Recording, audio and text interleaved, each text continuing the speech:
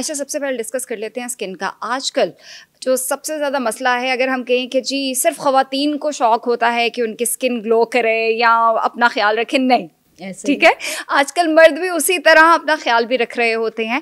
तो skin issues की अगर हम बात करें, सबसे पहले बिकॉज आप डाइटिशियन भी हैं, न्यूट्रिशनिस्ट भी हैं, तो मुझे ये बताइए कि कौन कौन सी खुराक जो है वो स्किन पर असर करती है? क्योंकि अक्सर हम कहते हैं कि जो हम खाते हैं वो हमें लगता है, हमारी बॉडी उसको उसका जवाब देती है। तो आप बताओ।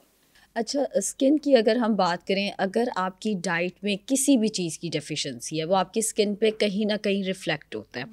आप जितने मर्ज़ी फेशियल्स करा लें, आप जितने मर्ज़ी स्किन के ट्रीटमेंट्स करा लें, अगर आपको आयरन की कमी है, आपका रंग पीला ही रहना है। मेरे पास क्लाइंट्स आके कहेंगे अच्छा हम वाइटनिंग इंजेक्शन लगवा लें, अच्छा हम वाइटनिंग ड्रिप्स लगवा लें, अच्छा हम वाइटनिंग कैप्सूल्स खा लें, जो HB है जो कि आपका आयरन से ठीक होना है उस पर कोई काम नहीं कर रहा होता, और वो क्लाइंट की प्रायोरिटी भी नहीं होती। अच्छा हाँ, वो HB तो लो है, वो तो हम डाइट बहुत करते हैं ना, वो लो ही ठीक है। आयरन का सप्लीमेंट जो बाहर दिख रहा होता है उस पे सारा फोकस है, जो अंदर चल रहा है exactly, उस पे तो होता और ही नहीं उसको वो ठीक करना भी नहीं चाहते। वो लाख 1.5 लाख रुपए के वाइटनिंग इंजेक्शंस लगवा लेंगे, बट वो आयरन के सप्लीमेंट की तरफ नहीं आएंगे। जितना मर्जी समझा लो कि आयरन सप्लीमेंट से वेट गेन नहीं होता, क्लाइंट को लगता है कि आयरन सप्लीमेंट्स खाएंगे कॉन्स्टिपेशन हो जाएगी, वेट गेन हो जाएगा, ये नहीं खाने प्लीज। आयरन रिच डाइट खाएंगे, चलें ठीक है, आहिस्ता आहिस्ता वो भी ऐड करेंगे। बताए ना वाइटनिंग इंजेक्शंस का उसके कोई साइड इफेक्ट तो नहीं है, बताए ना वाइटनिंग।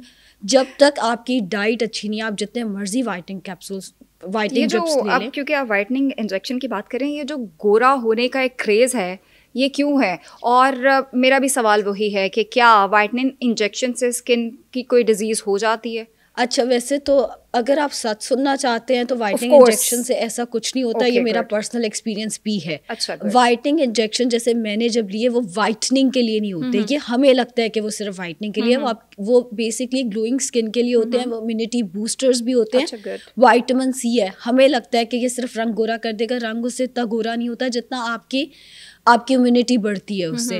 पहली बात। दूसरी बात ये कि वाइटनिंग इंजेक्शंस अगर आप लेते जाएं और आपको ये लगे कि उससे आपको साइड इफ़ेक्ट्स आएंगे, या अगर आप अच्छे ब्रांड का ले रहे हैं, वैसे ये मेरी डोमेन में नहीं आता, स्किन का डॉक्टर बेहतर गाइड करेगा, बट मैं अपने पर्सनल एक्सपीरियंस से बता सकती हूँ, अगर आप अच्छे ब्रांड का ले रहे हैं आपको उसके कोई साइड इफ़ेक्ट्स नहीं आते। लेकिन अगर आपकी डाइट अच्छी नहीं है, आप जितने मर्जी वाइटनिंग इंजेक्शंस लगवा लें, आपकी स्किन पे वो ग्लो आ ही नहीं सकता। अच्छा, बहुत सारे क्लाइंट्स सोचते होंगे कि मैं तो खुद डाइटिशियन हूँ, तो फिर मुझे ग्लोइंग इंजेक्शंस की क्यों ज़रूरत पड़ी? भाई, इम्यूनिटी बूस्टर लगवाने में कोई हर्ज नहीं है। दुनिया में इतना कुछ आ गया है, अगर आप वो नई चीज़ ट्राई भी कर लेते हो उसमें कोई हर्ज नहीं है। स्किन केयर वैसे भी बहुत इंपॉर्टेंट है। क्यों नहीं, सबका हक है स्किन केयर। आपका बोटॉक्स हक है, आपका फिलर हक है, इस पे किसी को भी बैकलैश नहीं आना चाहिए। जो जिस चीज़ के साथ कंफर्टेबल है वो कर सकता है। खूबसूरत रखने के लिए अगर आपको कुछ भी करना है आप कर सकते हैं, अनटिल और अनलेस उसके कोई साइड इफेक्ट्स नहीं। राइट। अच्छा आयशा, मुझे ये बताएं कि कहा जाता है कि आप जितना पानी पिएंगे उतनी आपकी स्किन ग्लो होगी, उतना आपका जो बूस्ट होती है, आपकी बॉडी बूस्ट होती है। क्या इसमें सच्चाई है? अच्छा, ये सवाल मुझसे बहुत पूछा जाता है जी। स्किन को फ्रेश रखने के लिए सादा पानी, स्किन फ्रेश नहीं रहती, हाइड्रेटेड रहती है उससे। ये जो हमें स्किन ड्राइनेस शुरू हो जाती है सर्दियाँ आते साथ ही, उसमें 2 फैक्टर्स आ रहे होते हैं। एक तो हमारा फैट इंटेक अच्छा नहीं है, omega-3 का इंटेक अच्छा नहीं है, दूसरा हम स्किन को हाइड्रेटेड नहीं रख रहे, जिसकी वजह से स्किन ड्राइनेस जो है वो आना शुरू हो जाती है। अगर आप सोचें पानी पीने से स्किन पे ग्लो आएगा, ऐसा कुछ नहीं है। वो डाइट उसमें ज़्यादा मैटर कर रही है। आपका HB, आपका zinc, vitamin D, fish oil, ये सारा कुछ ज़्यादा उसमें मैटर कर रहा है। फिश ऑयल नहीं, omega-3 वगैरह, आपका dietary intake. But water intake वैसे आपको रखना चाहिए स्किन को हाइड्रेटेड के लिए। और अच्छा, फैट्स की चूंकि अभी आप बात हो रही थी, अक्सर ख़वातीन की अगर मैं बात करूँ, डाइटिंग करने लग जाती हैं, फैट नहीं ले रहे, कार्ब्स नहीं ले रहे हैं, मुझे लगता है उससे सबसे ज़्यादा आपकी स्किन जो है वो अफेक्ट करती है। स्किन और बाल दोनों चीज़ें इफेक्ट होते हैं अगर आप फैट्स नहीं ले रहे हैं, और अगर आप कार्ब्स का इंटेक रखें। ये मैं समझा थक गई हूँ, कार्ब्स कम रखें मगर रखें। ये नहीं कि आपने कार्ब्स छोड़ देने हैं। एंड कम रखने से मुराद ये नहीं होता कि आपने 1 सर्विंग कार्बोहाइड्रेट्स की ले लेनी है। पर मील 1 to 2 सर्विंग्स, डिपेंड करता है आपका गोल क्या, आपकी एज, जेंडर वगैरह, लेकिन 1 to 2 सर्विंग्स पर मील आप रख सकते हैं। कार्बोहाइड्रेट्स की मॉडरेशन इज द की।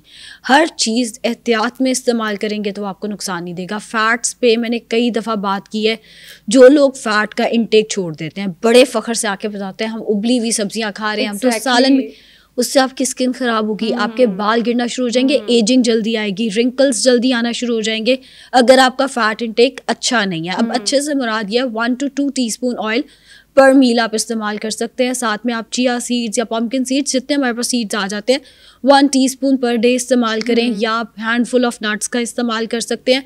हफ्ते में 2 दफ़ा मछली विद स्किन इस्तेमाल की जा सकती है। मछली के अंदर जो फिश ऑयल है वो हमारी सेहत के लिए बहुत अच्छा है। जब आप बिल्कुल ही ऑयल को अवॉइड करना शुरू कर देते हैं और आपको लगता है इससे वेट लॉस अच्छा होगा, वेट लॉस तो शायद उससे हो जाएगा, but the thing is weight loss तो हो जाएगा, बट एजिंग भी बहुत जल्दी आएगी। तो क्या फ़ायदा ऐसा वजन कम करके, अगर आप साल 1.5 साल बूढ़े लगने लग गए हैं, या कई लोग केसेस में 10 साल भी बूढ़े लगने लग गए, तो उस वेट लॉस का इतना फायदा नहीं। मुझे ये बताएं कि एज फैक्टर जो होता है, जैसे अभी आपने कहा कि हम चीज़ें अगर ठीक से नहीं खाते हैं, डाइट ठीक से नहीं लेते हैं, तो एजिंग जो है वो ज़्यादा जल्दी हो जाती है। किस एज में आपको लगता है कि ज़्यादा स्किन डिजीज़ेस जो हैं वो सामने आती हैं, आपके क्लाइंट्स आपके पास आते हैं? कौन सा एज गैप ऐसा है या एज ग्रुप ऐसा है जिसमें आपको लगता है कि ये जो एज ग्रुप है ना, इसमें स्किन डिजीजेस ज़्यादा होती हैं? स्किन डिजीजेस की अगर बात करें, एक्जिमा हो गया, डर्माटाइटिस हो गया, वो तो हर एज ग्रुप में आ सकता है। बच्चे को भी हो सकता है, बड़ों को भी हो सकता है।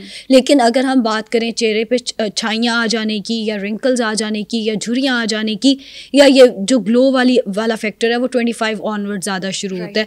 कई बच्चियों की एज 25 होती है, जब वो हमारे पास आती हैं तो वो 25 का नहीं लग रहा होता इंसान। उसकी वजह ये होती है बहुत मोटापा था, एकदम कम किया तो सारी स्किन सैग कर गई, या एज से थोड़ा बड़ा वाला फैक्टर तब भी आता है जब आप बहुत ज़्यादा मोटे हो, तो वो देखने में आपकी जो बिल्ट है वो लग रही होती है 34-35, मगर एज 25 होती है।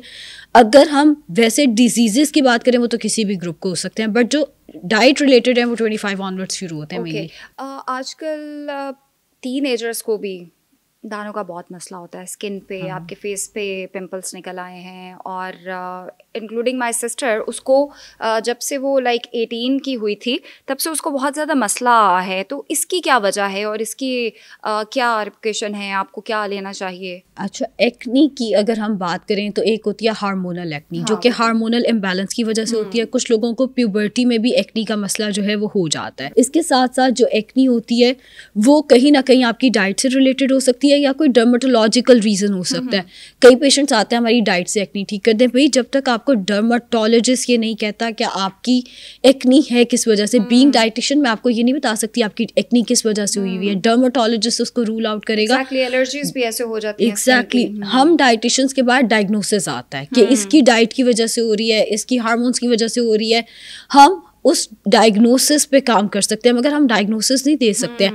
बहरहाल अगर हम डाइट की बात करें तो जो डाइट शुगर जिसमें ज़्यादा होती है वो एक्नी की वजह बन सकती है। जैसे चॉकलेट्स हो गई, स्वीट्स हो गई, हर वो चीज़ जिसके अंदर शुगर ज़्यादा है, या एकदम जो बॉडी के अंदर शुगर रिलीज़ कर देती है, जिसमें जितने हमारे पास आर्टिफिशियल फूड्स आ जाते हैं वो सारे एक्नी की वजह बनते हैं। कुछ केसेस में डेयरी प्रोडक्ट्स यानी दूध, दही, क्रीम, चीज़ वगैरह भी एक्नी के ब्रेकआउट की वजह बन जाते हैं, बट हर एक पे ये रूल अप्लाई नहीं होता।